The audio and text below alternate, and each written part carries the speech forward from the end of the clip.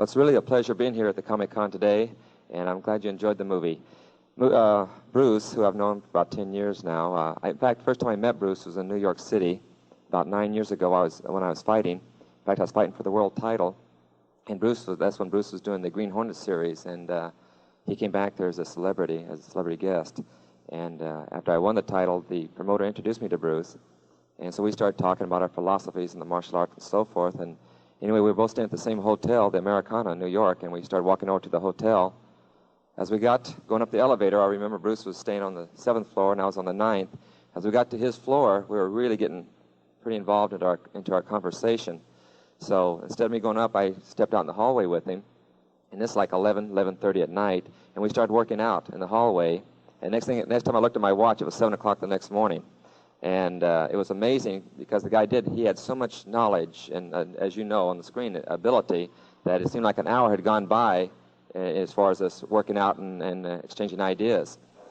So he said, well, when we get back to Los Angeles, why don't we start working out together, which we did. When I got back, we started training together, and then the series was canceled, and he went to Hong Kong to pursue a movie career.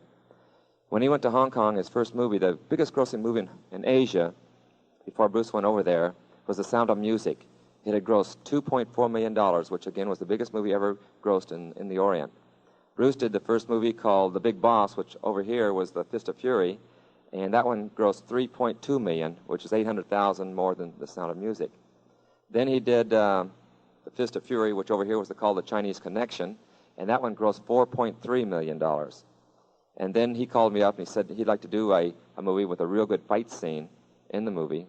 I said, well, the only way we can have a fight scene is if I get to hit you once in a while.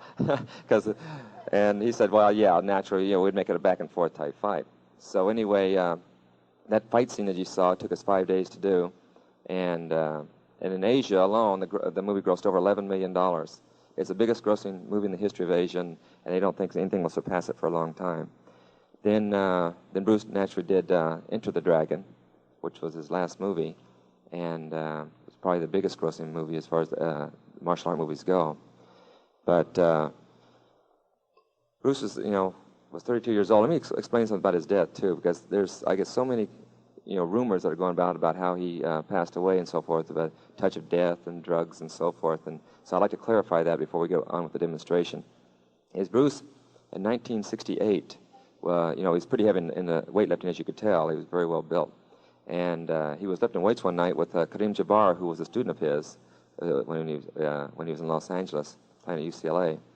And he tried to lift too heavy weights, and he ruptured the disc in his back, and he was laid up in the hospital for 3 weeks. In fact, the doctor said that they didn't know if he'd be able to walk again or not.